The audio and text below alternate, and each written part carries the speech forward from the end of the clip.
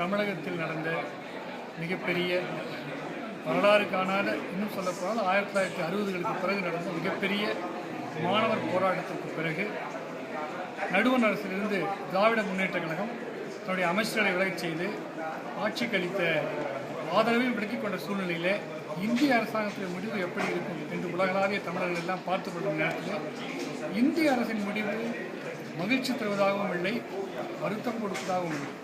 ஏன் வருத்தம் இல்லை என்று சொன்னால் குறைந்தபட்சம் வாக்களித்திருக்கிறார்கள்.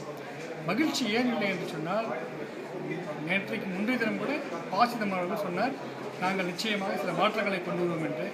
கடைசி வரையிலே எந்த மாற்றங்களையும் செய்யாமல் ஏமாற்றிவிட்டது இந்திய அரசு. ஆனால் இன்னொரு பக்கம் திரு சின்ஹா அவர்கள் பேசுகிற போது, இந்தியாவுடைய ஐநா பிரதிநிதி சின்ஹா அவர்கள் பேசுகிற போது 2-3 முக்கியமான கருத்துக்களை வெளியிட்டார்.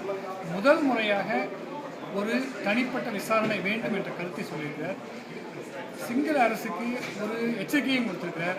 1000 ஆண்டு காலம் தொடர்ந்து உறவில் இருக்கிற ஒரு நாடு என்ற காரணத்தினால இந்தியாவுக்கு தனிப்பட்ட அக்கறை உண்டு, நாங்கள் தொடர்ந்து கவனித்து வருவோம், தேவைப்பட்டால் நாங்கள் சில முயற்சிகளை செய்வோம் என்ற ஒரு எச்சரிக்கையை கொடுத்திருக்கிறார். மூன்றாவதாக, இதுவரை இலங்கையிலே நடந்த பிரச்சனை என்பதை தாண்டி முதல் முறையாக தமிழர்களுக்கு உரிமை வேண்டும், தமிழர்கள் என்ற வார்த்தையை பயன்படுத்துகிறார். இந்த மூன்றும் மகிழ்ச்சியை தருகிறது. ஒரு முழுமையான மகிழ்ச்சி விளையாட்டாலும் தொடர்ச்சியாக நடக்கிற போராட்டத்தை ஒரு களம். தொடர்ந்து நாம் போராடுவோம், இந்திய அரசு மனதை மாற்றுவோம்.